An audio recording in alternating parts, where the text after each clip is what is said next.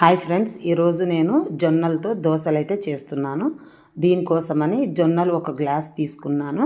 అదేవిధంగా మినప్పాలు ఒక గ్లాస్కి హాఫ్ గ్లాస్ మినప్పాలు అయితే సరిపోతాయి అన్నమాట. కాబట్టి ఒక గ్లాస్ మినప్పాలకి ఒక గ్లాస్ జొన్నలకి హాఫ్ గ్లాస్ మినప్పాలు అయితే తీసుకున్నాను.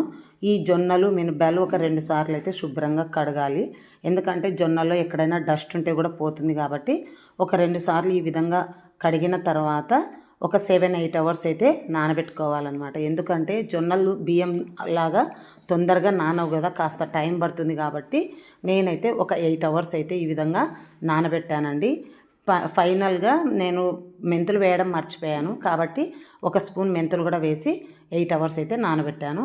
8 అవర్స్ తర్వాత జొన్నలు మళ్ళీ ఇంకా ఒక 2 సార్లు కడిగి మిక్సీ జార్లో వేసుకొని కొంచెం కొంచెం వాటర్ వేసుకొని మనం దోశకి ఏ విధంగా అయితే గ్రైండ్ చేసుకుంటామో పిండి, ఆ విధంగా అయితే నేను మిక్సీ పట్టేశాను అనమాట.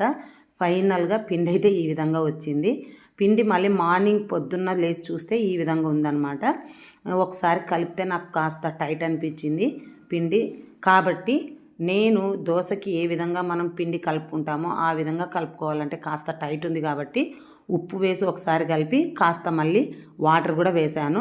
ఒకవైపు పెనం అయితే హీట్ పెట్టుకున్నాను అనమాట. ఎందుకంటే నేను దోశలు ఎక్కువగా నాన్ స్టిక్ పెనం మీద కంటే కూడా ఉక్కు పెనం మీదే చేస్తానన్నమాట. ఎందుకంటే ఆ ఉక్కు పెనం మీద చేస్తే టేస్ట్ అయితే చాలా బాగుంటాయి. అందుకోసం అని చెప్పేసి నేను దోశ కాస్త పిండి టైట్గా ఉంటే నీళ్ళు వేసి ఈ విధంగా దోశ బ్యాటర్ ప్రిపేర్ చేసుకొని వేడి వేడి పెనం మీద ఉల్లిగడ్డ అలా తిక్కిన తర్వాత నేనైతే ఈ విధంగా దోశలు అయితే వేస్తున్నానండి.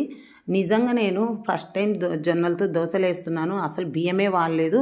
ఏ విధంగా వస్తాయి, ఇవి బాగుంటాయా లేదా అని ఎన్నో అపోహలతో ఒకసారి ట్రై చేద్దాంలే అని చెప్పేసి అయితే నేను ట్రై చేశా. నిజంగా నాకైతే ఫస్ట్ టైం చేసిన చాలా అంటే చాలా బాగా అనిపించింది అనమాట. టేస్ట్ కూడా, కలర్ కూడా వస్తాయో లేదో బియ్యమే వాడలేదు. ఇంకొకటి, మిక్సీ పట్టేటప్పుడు నేను అటుకులో లేకపోతే అన్నమో వేస్తానన్నమాట మామూలుగా దోశపిండి మిక్సీ పట్టేటప్పుడు. కానీ నేను అది కూడా వేయలేదు. ప్లెయిన్గా మిక్సీ పట్టేసిన ఏ విధంగా ఉంటుందో అనుకున్నాను. కానీ నిజంగా చూడండి, కలర్ కానీ టేస్ట్ కానీ ఎంత మాత్రం మనం నార్మల్గా చేసుకునే దోశలకి తగ్గలేదు. ఇంకా ఎక్కువగానే దోశ టేస్ట్ ఉందనిపించింది నాకైతే. ఇంకొకటి, ఎంత అంటే షుగర్ ఉన్న వాళ్ళు రైస్ తినకూడదు అని చెప్పేసి అంటుంటారు కదా. కాబట్టి ఈ విధంగా అప్పుడప్పుడు జొన్నలతో ఎప్పుడు రొట్టెలే కాకోకుండా ఈ విధంగా దోశలు చేసుకొని తినండి. చాలా అంటే చాలా టేస్ట్. ఇంకొకటి, హెల్త్కి మంచిది కూడా. ఒకవైపు నేను చేస్తుంటే ఒకవైపు తిన్నారు, ప్లస్ లంచ్ బాక్స్ కూడా వాళ్ళు ఈ విధంగా దోశలు అయితే ఇష్టంగా తీసుకొని వెళ్ళారనమాట. మీకు నచ్చితే ఈ విధంగా ట్రై చేయండి ఫ్రెండ్స్. Bye friends.